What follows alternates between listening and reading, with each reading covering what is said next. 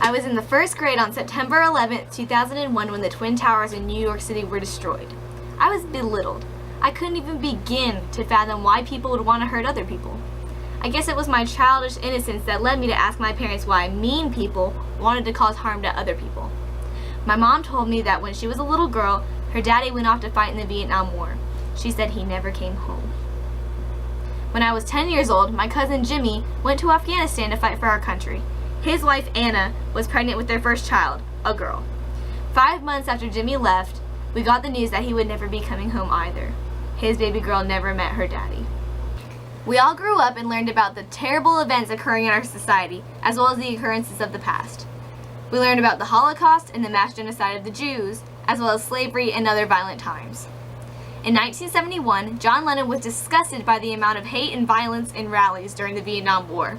He hated hearing of the death and destruction. After reading Yoko Ono's book, Grapefruit, which asked the readers to imagine various scenarios such as, imagine that you are a cloud, he felt inspired to inspire others. He wrote Imagine during the turmoil of the Vietnam War in the hopes of mitigating the amount of anger, violence, and hatred that came along with the war. For one, the lyrics just scream peace. The repetition of the word imagine emphasizes the fact that we aren't living in a very peaceful world, but we could be. He says, I hope, which isn't forceful nor doubtful, but genuine. He also states, you may say I'm a dreamer for believing in these things that may actually happen, but I'm not the only one, inferring that he has other people supporting him on this road to peace. Imagine all the people is a line that's repeated in order to emphasize that Lennon is inviting the audience to help and try. The verses all ask the listener to imagine certain things, or the absence of such things.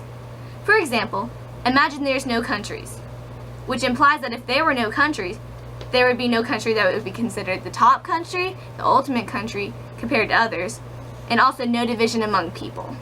He's depicting problems that exist in the world, and how beneficial it would be to the quality of life should these things be eliminated. To add to the inspirational lyrics, John Lennon incorporates peace into the melody of Imagine.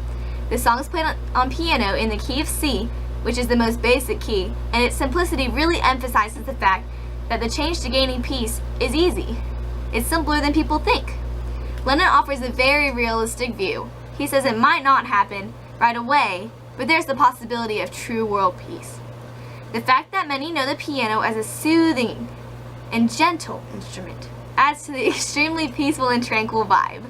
He kept the song simple, so excess instruments and harmonies didn't take away from the message of the song, and his words could be clearly focused on.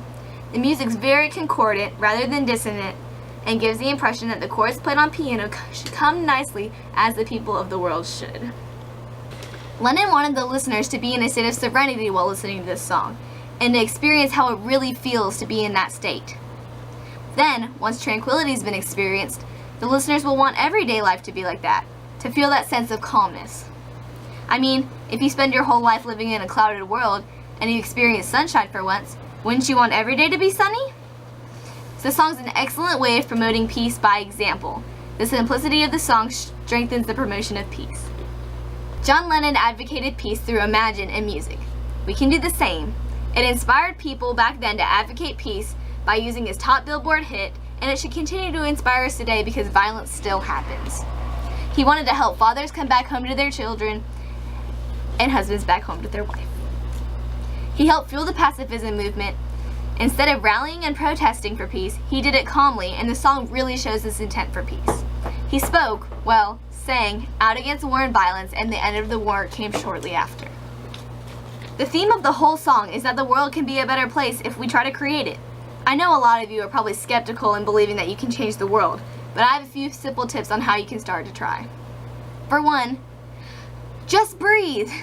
I know this sounds like such a simple tip, and it really is, but many people forget to do this. If something angers you, before you speak, take a deep breath. It's shown that more oxygen in the brain will help you think more clearly and calm you down. Next, just walk away. Say your sister backs into your car. Of course, your first thought is to scream and yell and be upset.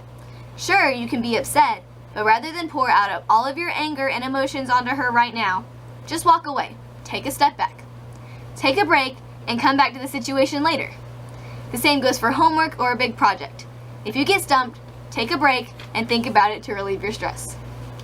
Additionally, you can do random good deeds or acts of kindness. Holding a door open for someone may not seem like a big deal, but it may inspire them to help others or do something nice for someone else. If you want to try and make a bigger difference, you can sign a petition or support a code of conduct. Participate in the International Day of Peace. Any small step will help lead to John Lennon's image of a peaceful world, a world away from violence and war and hatred. Just imagine it.